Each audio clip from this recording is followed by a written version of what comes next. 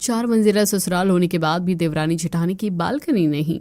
हे भगवान, इतने सारे कपड़े धो लिए हैं, पर इन्हें सुखाने 4थी मंजिल पर जाना पड़ेगा। अब अवनी सारे कपड़ों को छत पर लेकर आती है, जहां पूरे छत की कंडीशन एक स्टोर रूम से भी ज़्यादा गंदी हो रही होती है। कहीं पर टायर, कहीं पर टूटी साइकिल, टंकी, छोटा सा बाथरूम, प्लास्टिक के डिब्बे और न जाने क्या क्या चीज़ें फेंकी हुई होती हैं। अब अवनी जैसे तैसे सारे कपड़े छत पर डालती है। हे भगवान, घर में माँ जी ने एक बालकनी तो बनवा नहीं रखी, लेकिन छत को कबाड़ खाना जरूर बना रखा है। अब अवनी फिर से बाथरूम में आकर 2 बाल्टी कपड़ों की उठाकर छत पर लाती है और उन्हें भी सुखाती है। अभी भी कुछ कपड़े रह गए हैं, अब जाती हूँ इन्हें आंगन में सुखा देती हूँ। अब अवनी कपड़ों को घर के आंगन में सुखाती है, तभी वहाँ विनीता आती है। माँ जी माँ जी, घर में बस एक बालकनी ना होने की वजह से बहुत दिक्कत हो रही है। अगर बालकनी होती तो छोटे मोटे कपड़े मैं बालकनी में ही सुखाकर बाकी के कपड़े आंगन में डाल देती।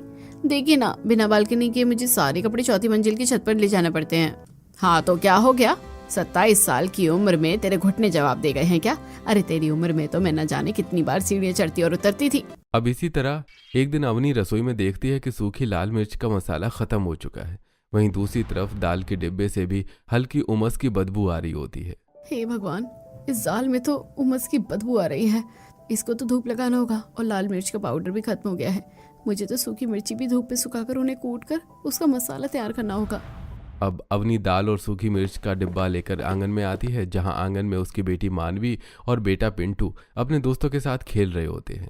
हे भगवान, यहाँ तो बच्चे खेल रहे हैं। अगर इनके आगे मैंने ये दाल और मिर्ची सुखाई तो ये सब नाश कर देंगे, और गलती से अगर इन्होंने मिर्ची को छू दिया तब तो नाश ही हो जाएगा। एक काम करती हूँ, छत पर चली जाती हूँ। अब अवनी छत पर आती है, जहां छत पर चारों तरफ कपड़े सूख रहे होते हैं और उन कपड़ों का पानी टप टप फर्श पर गिर रहा होता है। अरे छत पर तो कहीं जगह ही नहीं है दाल और मिर्च को सुखाने की। अगर यहाँ कपड़ों के नीचे सुखाया तो इन कपड़ों का पानी मेरी दाल और मिर्च को खराब कर देगा। काश हमारे घर में एक बालकनी होती तो मैं ये सारी छोटी मोटी चीजें बालकनी में सुखा देती। अब लगता है पड़ोस की सुमित्रा जी से मदद मांगनी होगी। अब अवनी मिर्ची और दाल का डिब्बा लेकर पड़ोस की सुमित्रा के घर आती है। सुमित्रा जी, मैं आपकी बालकनी में अपनी ये सूखी हुई मिर्च और ये दाल सुखा दूं? अरे नहीं नहीं, मेरी बालकनी में जगह नहीं है। मैंने पहले ही अपने कपड़े सुखा दिए हैं बालकनी में। और तुम अपनी सास को क्यों नहीं कहती हो कि एक छोटी सी बालकनी बनवा दे तुम्हारे लिए? हाँ मैं कहती हूँ सुमित्रा जी, पर माँ जी कहती है कि मैं बार बार घर में बालकनी बनवाने का जिक्र ना करूँ। अब अवनी दूसरी पड़ोसन के पास आती है, जो पड़ोसन दरवाजा खोलते ही। हाँ क्या हुआ, क्यों दरवाजा पीट रही हो? अरे दोपहर की नींद खराब कर दी है तुमने तो। वो रेखा जी, मुझे ये सूखी मिर्च और ये 4-5 किलो दाल आपकी बालकनी में सुखाना था। मेरे आंगन में बच्चे खेल रहे हैं और छत पर मैंने कपड़े सुखा रखे हैं। अरे तो मैं क्या करूँ, क्या मैंने ठेका ले रखा है तुम्हारा? अरे तुमने तो जब से मेरे घर की बालकनी देखी है तब से तो तुम कुछ ना कुछ उठाकर मेरी बालकनी में रखने आ जाती हो। अरे जाओ यहाँ से। सच में अपने घर में बालकनी बनवाते नहीं है और दूसरों के घर की बालकनी को छोड़ते नहीं है। अब अवनी आंखों में आंसू लिए सारा सामान लेकर घर में आ जाती है। तभी विनीता, क्या हुआ बहू, तेरी आंखों में आंसू क्यों हैं? कुछ नहीं माँ जी, मैं पड़ोस की सुमित्रा जी और रेखा जी की बालकनी में अपनी ये दाल और सूखी मिर्च सुखाने गई थी, लेकिन उन लोगों ने मुझे तरह तरह के ताने मार मार कर घर से बाहर भगा दिया। अगर आज आपने बालकनी बनवाई होती तो मुझे ये सब सुनना नहीं पड़ता। अरे बहू, तेरी माँ ने इतना भी नहीं सिखाया है कि इंसान के पास जितनी सुविधा होती है वो उसी में अपनी जिंदगी गुजारता है। अब इसी तरह एक दिन अवनी के रसोई में, मम्मी मेरे दोस्तों की मम्मी उनके साथ बालकनी में खेलती है, लेकिन आप तो हमारे साथ कभी नहीं खेलती। मम्मी आप भी हमारे साथ खेलो ना। अरे बेटा, बालकनी में खेलने के लिए बालकनी होनी तो चाहिए। बालकनी तो है ही नहीं, और पार्क में जाने के लिए मेरे पास समय नहीं है, इसलिए तुम दोनों घर में ही एक दूसरे के साथ खेलो। अब मानवी, पिंटू आकर घर के हॉल में ही बैट बॉल खेलने लगते हैं।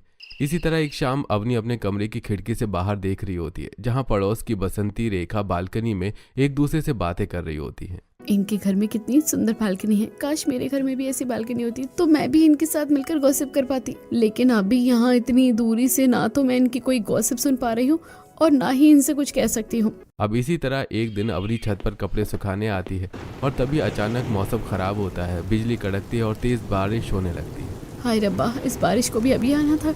इतनी बारिश में अब मैं इन कपड़ों को कहाँ डालूंगी? घर में बालकनी भी नहीं है। अब सभी गीले कपड़ों को अवनी घर में लेकर आती है।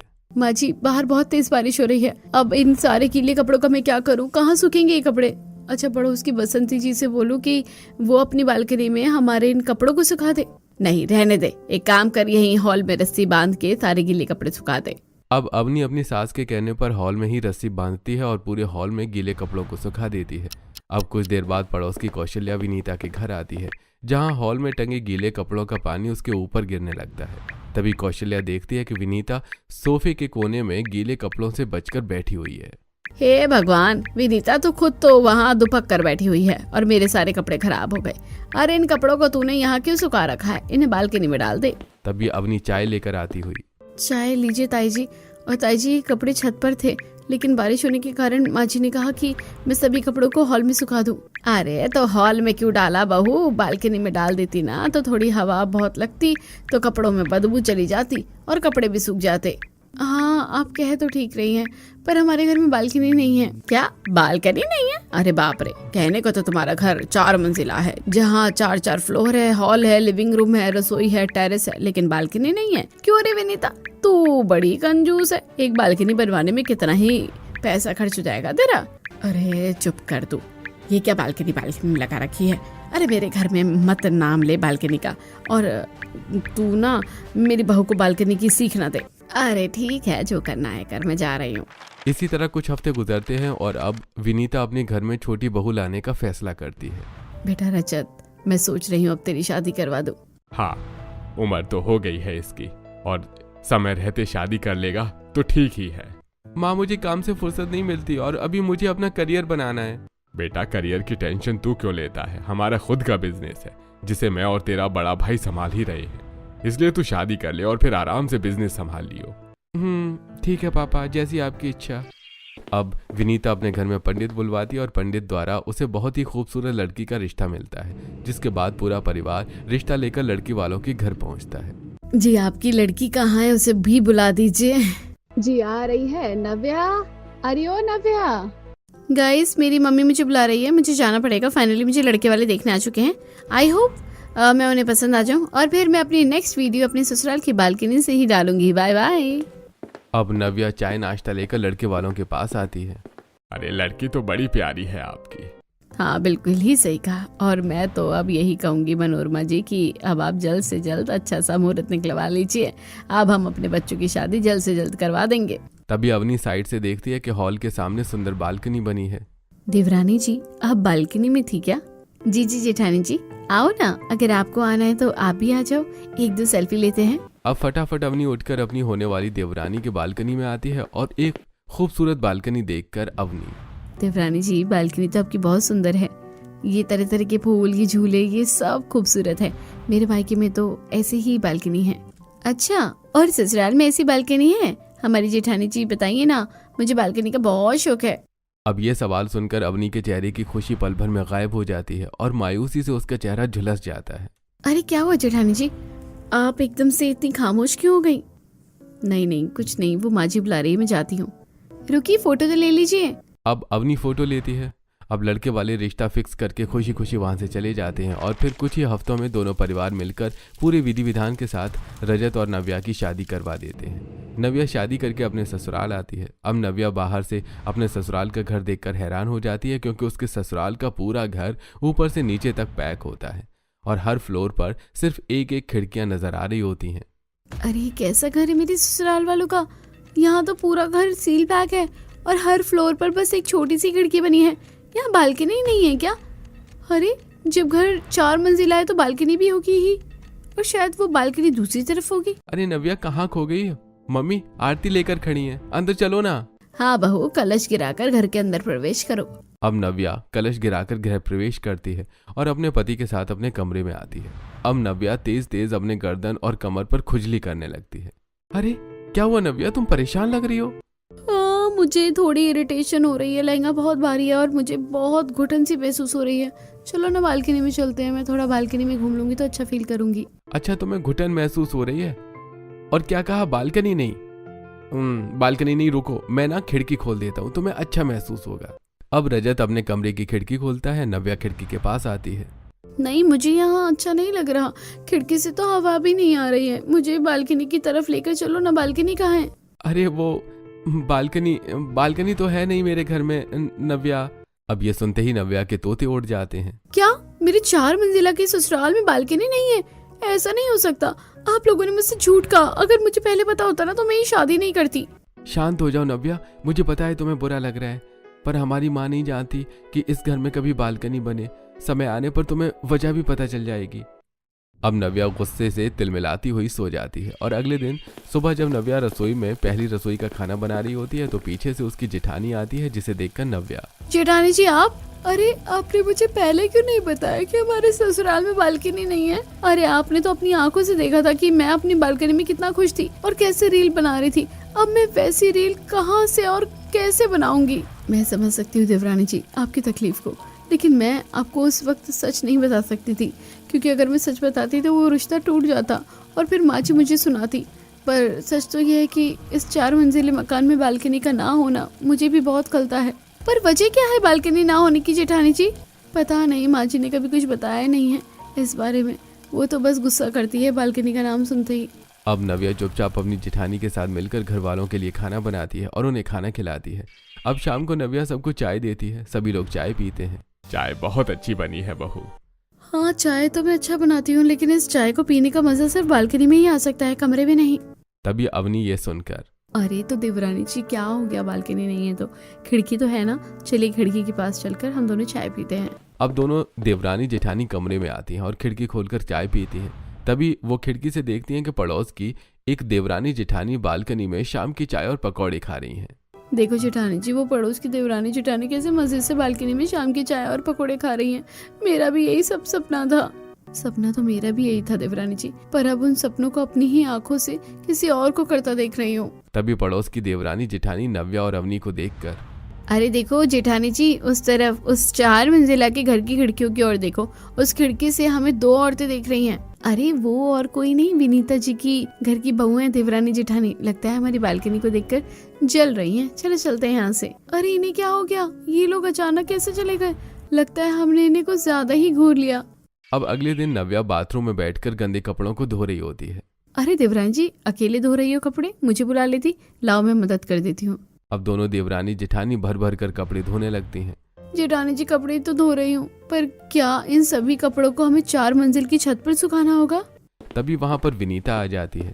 माँ जी अच्छा हुआ आप आ गई। माँ जी देखिए ना, कपड़े बहुत ज्यादा हैं, अभी तो हम इन्हें छत पर ले जाएंगे बारी बारी से, लेकिन अगर घर में बालकनी होती तो ठीक रहता। अरे रहने दो देवरानी जी, ये क्या बोल रही हो? माँ जी ये पागल है। आज तो बोल दिया छोटे बहू, लेकिन दोबारा इस घर में बालकनी बनवाने का नाम भी मत लेना।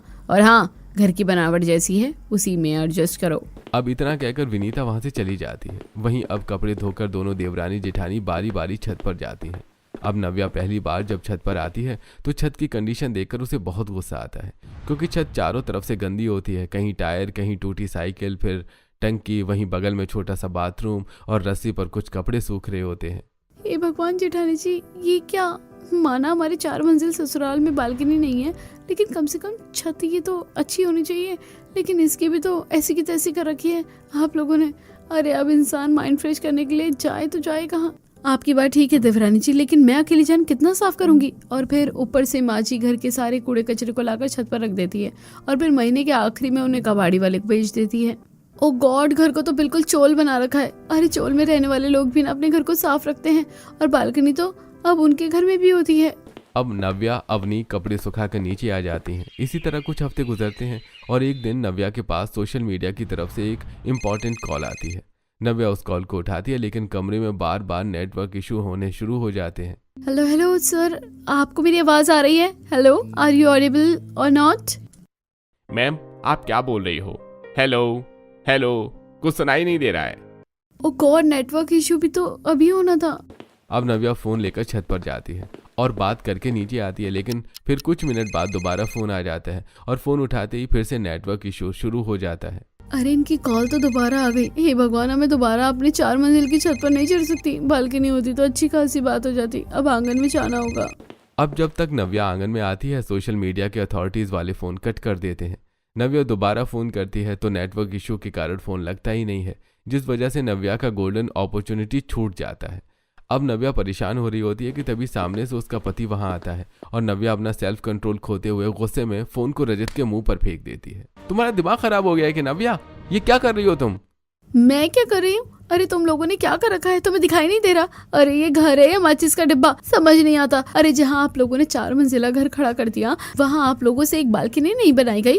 आज आप लोगों की वजह से मेरे सोशल मीडिया का इतना बड़ा डील मेरे हाथ से निकल गया, just because of network issue. मैं कभी छत पर जा रही तो कभी आंगन में आ रही हूँ, लेकिन फिर भी मैं बात नहीं कर पाई। अच्छा ठीक है, काम डाउन। मैं क्या करूं, मुझे कुछ समझ में नहीं आ रहा है। फिलहाल मैं फोन ठीक करवा दूंगा शाम तक, तुम जाओ कमरे में। अब इसी तरह कुछ हफ्ते गुजरते हैं और एक दिन रसोई में अवनी फोन में अचार और पापड़ बनाना देख रही होती है। देवरानी जी देखो कितनी अच्छी तरीके से इन्होंने पापड़ और मिर्ची का अचार बनाया है। अगर बालकनी होती ना तो हम भी बना लेते, पर अफसोस कि हमारे इस 4 मंजिला के ससुराल में हम दोनों देवरानी जेठानी की बालकनी ही नहीं है। तो क्या हो गया जेठानी जी, अगर बालकनी नहीं है तो हमारी छत तो है ना, हम छत पर बना लेंगे अपनी अचार और पापड़। अब दोनों ही देवरानी जेठानी ढेर सारी मिर्ची को काटती हैं, फिर कढ़ाई में कुछ मसालों को भूनती हैं, फिर दूसरी तरफ साबूदाना को अच्छे से भूनकर मिक्सी में पीसकर उबालकर उसके अंदर काली मिर्च, नमक और कुछ चटपटे मसाले डालकर उसका बैटर बना लेती हैं। अब दोनों ही देवरानी जेठानी छत पर आकर एक जगह मिर्ची का अचार फैलाती हैं और दूसरी तरफ पन्नी पर वो साबूदाने के पापड़ हाथ से पसारने लगती हैं। चलिए जेठानी जी हो गया, अब हम 2-3 घंटे बाद आकर देखेंगे, तब तक इसमें धूप भी लग जाएगी। अब दोनों देवरानी जेठानी नीचे आती हैं और घर वालों को खाना खिलाती हैं। अरे क्या कर रही थी बहू तुम दोनों छत पर?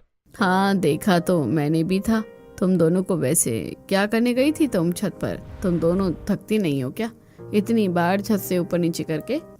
अरे माँ जी अब बालकनी नहीं है तो सारा काम छत पर ही जाकर ही करना पड़ेगा ना। वैसे मैंने और जेठानी जी ने मिलकर पापड़ और अचार बनाया है। हाँ माँ जी, अब बस अच्छे से उसमें धूप लग जाए।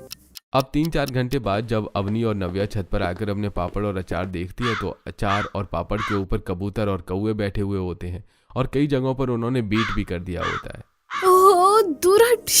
हे भगवान जेठानी जी, हमारे पापड़ों पर तो कबूतर और कौवे ने बीट कर दिया और ये भाग भी नहीं रहे। हट हट हट हट हट।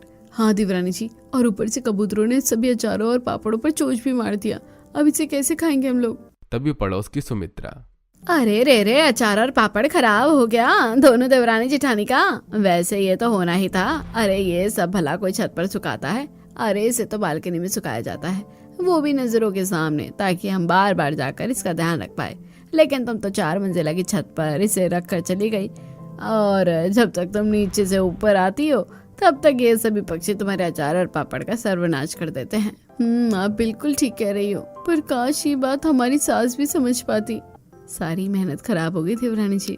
अब गुस्से में सभी चीजों को उठाकर नव्या और अवनी नीचे लाती हैं। अरे क्या हुआ, इतनी जल्दी ये सूख भी गए? नहीं माँ जी, ये सूखे नहीं है बल्कि ये खराब हो गए हैं। हाँ, कौवे और कबूतरों ने मिलकर इनका सर्वनाश कर दिया माँ जी। काश अपने घर में एक बालकनी बनवाई होती तो आज हमें इसे आराम से अपनी आंखों के सामने बालकनी में सुखा सकते थे, और फिर ये बनकर अच्छे से तैयार भी हो जाता। फिर वही बालकनी की बात, कितनी बार समझाऊं कि मेरे आगे बालकनी का नाम मत लिया करो। अब गुस्से में विनीता वहां से चली जाती है। वहीं अवनी और नव्या भी सारे पापड़ और अचार को डस्टबिन में फेंक देती हैं। इसी तरह एक दिन दोनों देवरानी जेठानी कमरे में बैठकर गॉसिप कर रही होती हैं कि तभी उन्हें खिड़की से सब्जी वाले की आवाज आती है। अरे लगता है सब्जी वाला है जेठानी जी। हे भगवान, अब 4th फ्लोर से 1st फ्लोर तक जाकर हमें सब्जी लेनी पड़ेगी। अब नव्या खिड़की के पास खड़ी होकर देखती है कि पड़ोस की शिवानी और निधि अपने घर की बालकनी से बाल्टी में रस्सी बांधकर सब्जी वाले से सब्जी ले रही है और उसे ऊपर की ओर खींच रही है। अरे जेठानी जी, ये देखो, ये शिवानी और निधि कितनी आराम से 4थी मंजिल की बालकनी से बाहर आए हुए सब्जी वाले से सब्जी ले रही हैं। अच्छा दिखाओ जरा। अब अवनी भी ये नजारा देखती है। इन लोगों का सही है, हर मंजिल पर इनके ससुराल वालों ने बालकनी बनवा रखी है। देखो कैसे आराम से सब्जी ले रही है, और अब हमें तो 4थी मंजिल से नीचे आना होगा सब्जी लेने के लिए। अब दोनों देवरानी जेठानी नीचे उतरकर सब्जी खरीदती हैं। वहीं आंगन में विनीता चाय पी रही होती है। तभी पड़ोस की बसंती, अरे विनीता देखो कैसे भाग गई हैं तुम्हारी दोनों बहुओं सब्जी खरीदने के लिए 4थी मंजिल से। अरे मैं तो कहती हूँ तुम अब बालकनी बनवा दो अपनी बहुओं के लिए, ताकि ये भी आराम से ऊपर से ही सब्जी ले लिया करेंगी जैसे मोहल्ले की बहुएं लेती हैं। नहीं, कोई जरूरत नहीं है, मेरी बहुएं जितना चलती फिरती रहेगी उनका शरीर ठीक रहेगा। अब सब्जी लेकर दोनों देवरानी जेठानी रसोई में जाती हैं और रात का खाना बनाती हैं, जिसे पूरा परिवार खुशी से खाता है। अब इसी तरह एक दिन दोनों देवरानी जेठानी बारिश में भीगती हुई मार्केट से घर आ रही होती हैं। तभी वो अपने मोहल्ले का नज़ारा देखती हैं, जहां मोहल्ले का हर एक परिवार अपनी बालकनी में बैठकर बारिश का आनंद ले रहा होता है। जैसे पड़ोस की गीता बालकनी में रील बना रही होती है, शिवानी निधि चाय समोसे खा रही होती हैं, बसंती सुमित्रा गॉसिप कर रही होती हैं। देखिए जेठानी जी, सब लोग अपनी अपनी बालकनी से बारिश का कितना आनंद ले रहे हैं। शादी से पहले मैं भी ऐसी बालकनी में रील बनाती थी, लेकिन अब तो जमाने हो गए सोशल मीडिया चलाए हुए। देवरानी जी, मेरी जिंदगी भी ऐसी थी, पर ससुराल के आने के बाद मानो जिंदगी ऐसी हो गई जैसे मैं किसी पिंजरे में कैद हूँ। अब इसी तरह दोनों देवरानी जेठानी जैसे तैसे अपने ससुराल में गुजारा कर रही होती हैं। तभी एक दिन घर में आया सिलेंडर वाला रसोई में लीक सिलेंडर लगा के चला जाता है। कुछ देर बाद अवनी जैसे ही गैस ऑन करती है, सिलेंडर में आग लग जाती है और साथ ही साथ अवनी के शरीर में भी पकड़ लेती है। अब अवनी अपने शरीर में लगी आग के साथ ही घर के हॉल में आती है। माँ जी बचाओ बचाओ। अब अवनी के शरीर का आग हॉल में टंगे पर्दे, जमीन पर बिछी कालीन और सोफे में पकड़ने लगती है, जिससे पूरे घर में चारों तरफ धुआं भरने लगता है। अब घर वाले अवनी के ऊपर फटाफट कंबल डालते हैं। वहीं पड़ोस के लोग खिड़की से काला धुआं निकलता हुआ देखकर फौरन पुलिस को और फायर ब्रिगेड को बुलाते हैं। मम्मी मम्मी आग आग, मम्मी मुझे सांस नहीं आ रही, मम्मी दम घुट रहा है। हे भगवान, अगर बालकनी होती तो हम बालकनी से रस्सी बांध के नीचे उतर जाते। अब धीरे धीरे घर में आग तेजी से फैलने लगती है। घर के सदस्य सांस तक नहीं ले पाते। इतने में फायर ब्रिगेड वाले आकर उनके 4 मंजिला घर पर प्रेशर से पानी डालते हैं। अब आग बुझते ही पुलिस घर में आकर पूरे परिवार को घर से बाहर निकालती है। हे भगवान, पूरे परिवार का चेहरा काला पड़ चुका है। अगर अभी तुम्हारे घर में बालकनी होती ना कोई बालकनी से आकर तुम्हारी मदद ही कर देता। वो सब छोड़िए, अगर ये आग और भयानक होती तो इनके घर के साथ साथ हमारा घर भी आग की चपेट में आ जाता। हाँ, आप लोग बिल्कुल ठीक कह रहे हैं। और हाँ, इस तरीके का फुली पैक घर बनाना कानूनी जुल्म है। अरे घर के अंदर फायर ब्रिगेड, वेंटिलेटर जैसी सुविधा होनी चाहिए। इसीलिए मैं आप लोगों के ऊपर मुकदमा ठोकूंगा, क्योंकि इस आग से आस पड़ोस के लोगों को भी दिक्कत हो सकती थी। हाँ, ये तो इसी लायक है।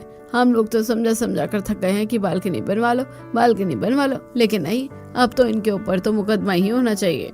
नहीं, ऐसा मत करो। हम लोग ये सब जानबूझकर नहीं कर रहे थे। इस घर में बालकनी न बनवाने के पीछे एक वजह है। कैसी वजह? दरअसल दरोगा साहब, बात ऐसी है कि कई साल पहले मेरे घर में मेरी 18 साल की लड़की धोखे से बालकनी से गिर गई थी और उसकी वहीं पे मौत हो गई थी, जिसका डर मेरे दिलो दिमाग में बैठ गया कि मुझे डर लगता है कि कहीं फिर से वो हादसा मेरे घर में रिपीट ना हो जाए। इसलिए मैंने अपने घर को तोड़कर दोबारा से बनवाया और उसमें मैंने बालकनी की सुविधा नहीं रखी। लेकिन अब लगता है कि वो हादसा था जो कि अनजाने में हुआ, लेकिन ये सब जो हो रहा है वो सब जानबूझ के हो रहा है, जिस वजह से आज मेरा पूरा परिवार खतरे में चला जा रहा है। माँ जी, तो ये कारण था हमारे घर में बालकनी ना होने का। सुनकर बहुत दुख हुआ माँ जी। हाँ माँ जी, सुनकर बहुत दुख हुआ। हाँ, पर वो अतीत था और अब हम अपने अतीत को भुलाकर भविष्य के बारे में सोचेंगे और अब हम अपने घर में बालकनी जरूर बनवाएंगे। ठीक है, अगर ऐसा है तो मैं तुम्हारे ऊपर कोई मुकदमा नहीं लगा रहा हूँ। अब कुछ ही हफ्तों में विनीता अपने घर को दोबारा से मॉडिफाई करवाती है और उस घर में सुंदर बालकनी बनवाती है, जिसके बाद एक शाम दोनों देवरानी जेठानी बालकनी में चाय की चुस्की लेती हुई। अब लग रहा है हमारा ससुराल है। बालकनी में चाय पीकर कितना सुकून मिल रहा है ना जेठानी जी। हाँ सही कहा तुमने, सुकून तो है ही, पर माँ जी क्या खुश है? तभी वहाँ आती विनीता। हाँ बहू, मैं भी खुश हूँ, क्योंकि अब तुम दोनों ही मेरी बेटी और बहू हो। अब इस दिन के बाद से अवनी और नव्या अपने ससुराल में बालकनी का आनंद उठाने लगती हैं और खुशी खुशी रहने लगती हैं।